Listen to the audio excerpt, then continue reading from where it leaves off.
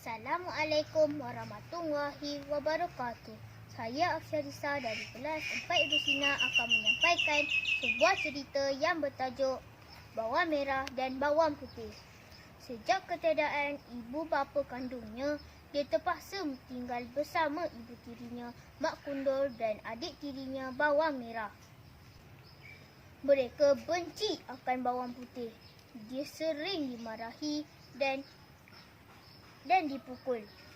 Pada suatu malam, dia termimpi bertemu ibunya. Ibunya menyuruhnya masuk ke hutan dan mencari pohon beringin rindang. Ibunya berkata,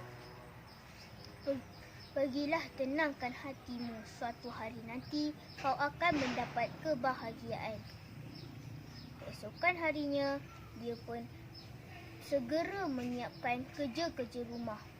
Setelah Mak Kundul pergi bekerja dan bawang merah masih tidur, dia pun masuk ke hutan dan mencari pohon beringin rindang itu. Setelah puas mencari pohon beringin itu, dia pun sampai ke situ. Dia terlihat buaian yang tergantung di pohon itu. Buaian itu seakan-akan tempat puteri kayangan turun ke bumi untuk bermain. Tiba-tiba bawang putih teringatkan Mak Kundul. Ibu tirinya pasti akan memarahinya apabila pulang dan mendapati dia tiada di rumah. Namun, bawang putih tidak tahu bagaimana hendak memberhentikan buaian itu.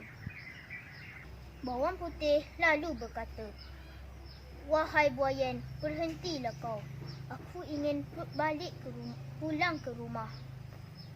Tiba-tiba buaian itu pun berhenti dengan sendirinya. Pokok-pokok bunga juga turut berhenti bergoyang.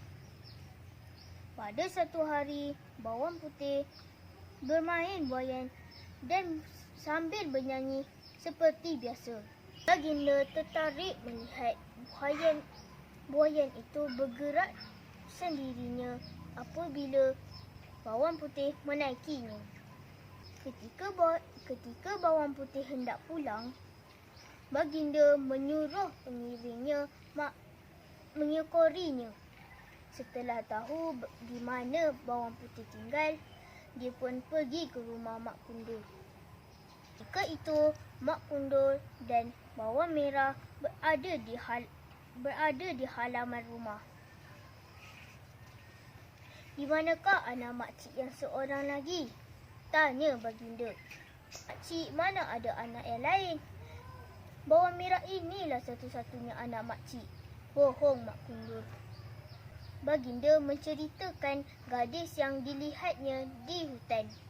Setelah baginda beredar, Mak Kundul menyuruh bawang putih menunjukkan mana buaian tersebut. Mak Kundul membawa bawang merah bermain di buaian itu. Namun, buaian itu tidak berayun dengan sendiri. Raja mengintainya dari sebalik pokok.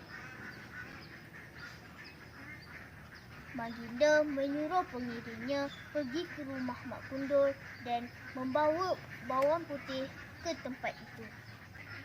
Pengiringnya pun pergi ke rumah bawang putih. Dia mendapati yang bawang putih telah diikat dan dikurung. Dan dia pun membuka ikatan itu dan membawa putih ke baginda.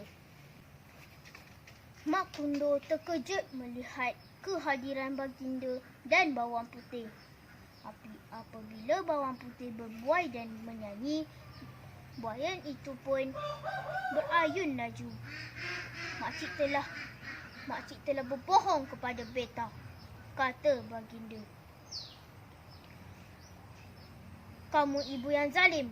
Kamu telah menyeksa bawang putih," kata baginda lagi. Mak Kundul menangis dan meminta ampun. Bawang putih yang baik hati telah meminta baginda untuk mengampunkan mereka. Baginda suka dengan sikap kemuliaan bawang putih. Akhirnya baginda telah mengawini bawang putih. Ingat ya kawan-kawan, cerita ini bukan hanya untuk menghibur, tetapi dia juga ada pengajaran. Yang pertama, jangan sesekali menipu orang lain kerana perkara itu pasti membawa padah. Yang kedua, sentiasa berbuat baik dengan orang lain pasti akan mendapat balasan yang baik. Sikap kasih sayang sangat penting dalam hubungan keluargaan. Sekian, terima kasih.